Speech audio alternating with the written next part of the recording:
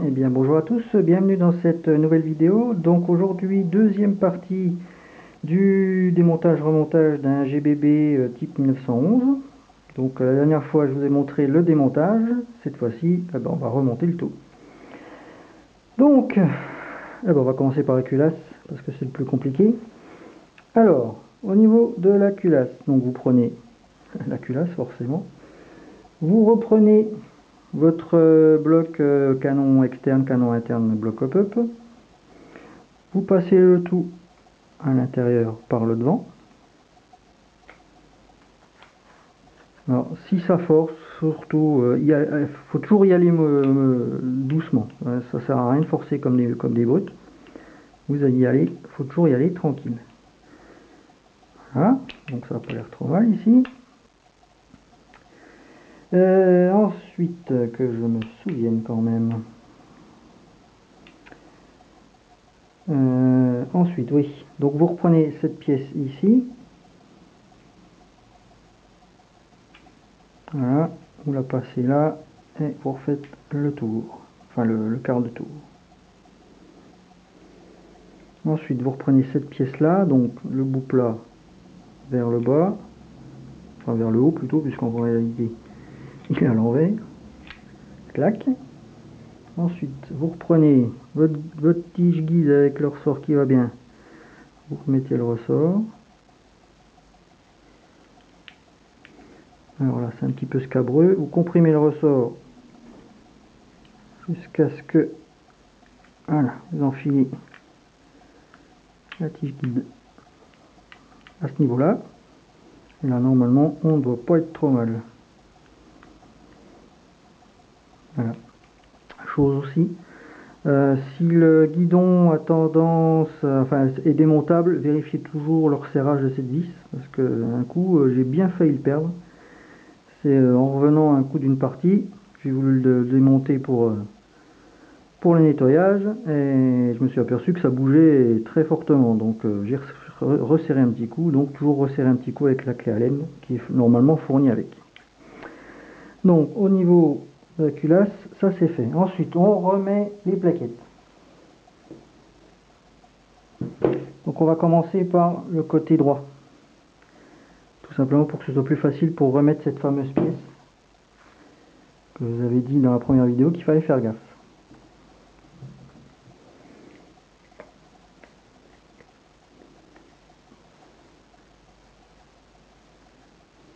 Donc comme la dernière fois je vous avais dit, vous pouvez aller boire un café pendant ce temps-là.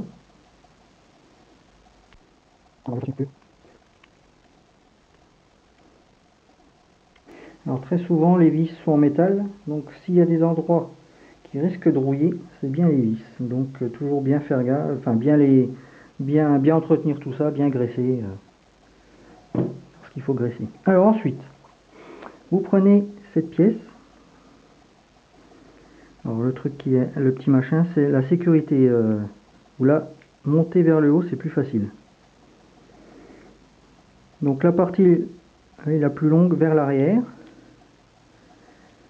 parce que vous voyez, elle vient buter contre la sécurité. C'est pour ça qu'il faut la mettre en arrière. Vous poussez, clac, ça vient se mettre tout seul. Donc après vous vérifiez que ça pivote toujours bien. Et ensuite vous revenez replaquer la plaque par-dessus. Voilà. Donc là, tout est bien mis. C'est bon.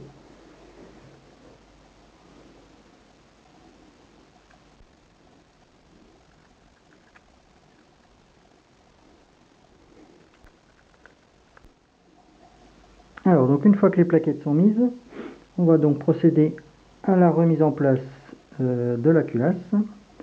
Donc vous la présentez au niveau des glissières. Voilà. Vous basculez en fond pour être sûr. Ensuite vous reprenez votre arrêtoir de culasse. Vous la présentez à ce niveau-là. Voilà. Et ici vous le fameux petit cran qu'on a vu à la première vidéo, qu'il faut ramener à peu près à ce niveau-là. Et alors moi j'ai une particularité, vous voyez j'ai un petite goupille montée sur ressort, donc il faut que je la que je la pousse un petit peu pour pouvoir engager la rétorte de culasse. C'est toujours un petit peu scabreux. Alors, attendez, je sors un tout petit peu du cadre pour que ce soit plus facile pour moi. Sur des 1911 classiques, vous n'avez pas ce problème. Donc voilà. Donc une fois que c'est bien mis, vous faites les vérifications de fonctionnement. Vous vérifiez que tout fonctionne bien.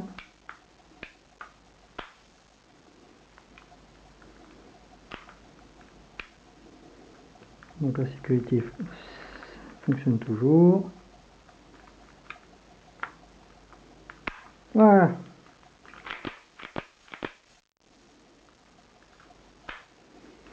Voilà. Donc vous êtes fin prêt pour pouvoir démonter votre réplique, la remonter et pouvoir faire l'entretien d'usage. Sur ce, je vous souhaite une bonne journée, que l'Airsoft soit avec vous et à la prochaine. Ciao!